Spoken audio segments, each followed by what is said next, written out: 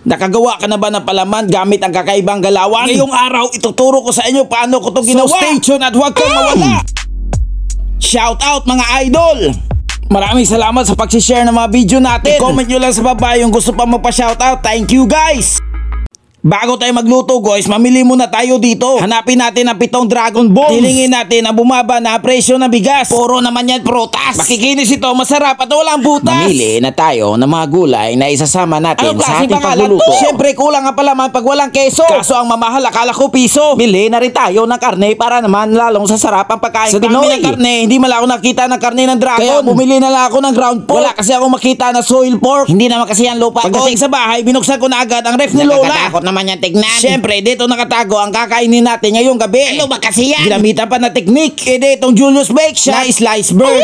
Ano ba yun? Dahil may tinapay na tayo, gawa na tayo ng palaman. Ba't walang usok ngayon yung ref mo? Summer kasi ngayon sa Mount Everest. Kaya nabuhay ang mga forest. Ilabas mo na yan, baka maputol pa ang aking shoelace. Alright. Buksan ulit natin ang ref ni Lola. Tapos gender reveal sa spaghetti sauce. Dolphin ka sa akin. After niya, nilabas na agad ang mga ingredients. Sibuyas at bawang lang ang gagamitin natin dyan. Bandang alas 7 ng gabi ay nangyari ang paghihiwa sa mga biktima na sibuyas. Binalatan ang mga sibuyas bago paglustay-lustayin ang kanilang katawan gamit lamang ay isang malapad na kutsilyo. Sinimulan ang karumal-dumal na krimen sa pamagitan ng paghiwa-hiwa ng katawan ng sibuyas. Ayon sa salaysay na itago natin sa pangalang alias Kamyas, nasasihan ng kanyang 2 mata ang pangyayari na paghiwa sa mga sibuyas sa maliliit na bagay. Pagkatapos niyan, isunod na natin yung bawang, i-flat muna natin tapos hiwa-hiwain na maliliit. Pag ganito nakaliliit yung mga sibuyas, pwede na to, panalo na. Warm ka sa akin. Pag ready na lahat ng ingredients, papuyin na natin ang automatic na kalan. Ilabas na natin ang sandata ng mga halimaw. Ang sandatang ito ay nanggaling pa sa mga mundo ng mga demonyo. Nakatago sa kaila-ilaliman ng impyerno at nakatali. Ano bang sandata yan? Hindi itong kawali. Made in Italy. Linte.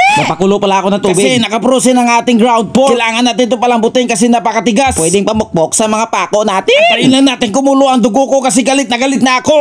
Takpan lang natin para kumulo yung tubig. Ito ang mga teknik para mabilis madipros ang ating giniling. Makalipas lamang ang 20 taon sa serbisyo ay kumulo na rin ang ating giniling at lumambot. I-prepare na natin ang ating engine oil. Pag konti na lang yung tubig, ilagay na natin ang ating mantika. This will prevent the meat from drying and will continue to frying. Ay siktabik ay murag kandeng. Akala ko Tagalog to. Ay sorry, let's continue na magtagalog na tayo. Kalimutan ilagay ang ating asin. Naglagay din pala ako ng bitsin. Let's be honest, kasi nagbibigay ng umami flavor sa atin. Lagyan nyo rin ng kaunting romance pag naglagay kayo ng papalasa. Siyempre, huwag nyo kalimutang halu-haluin ang ating pagkain para lalong sumasarap ang ating niluluto. Takpan nyo lang at antayin nyo ang susunod na kabanata ng buhay niya. Kapag ganito na ang kulay ng ating giniling, ilagay na natin ang ating sibuyas at bawang. Huwag mo na yan tagalan. Kapag iniwan ka ng ex mo, hindi siya kawalan. Lagi mong tandaan, pag nabuntis siya, hindi ikaw ang amahan. Grabe, para si Chef Gordon. Sinong Gordon? Si Michael Jordan. Ano ba yan? Warm ka sa akin. Pag okay na ang ating giniling, ilagay na natin ang ating spaghetti sauce. Ito ang magbibigay buhay sa ating palaman. Kaya Ram, baka naman. Lalo itong magiging malinamnam. Lagyan din natin yan ng cheese at saka beef cubes. Ito ang isa sa mga secret technique para lumasa ang ating pagkain. Pag kumulo na ang ating sauce, ilagay na rin natin ang ating ingredients. Ito ang ating cheese at ang ating beef cubes. I love you guys. Anaconda ka sa akin. Lalagyan din natin yan ng malaska na gatas. Pag ganito ang itsura, okay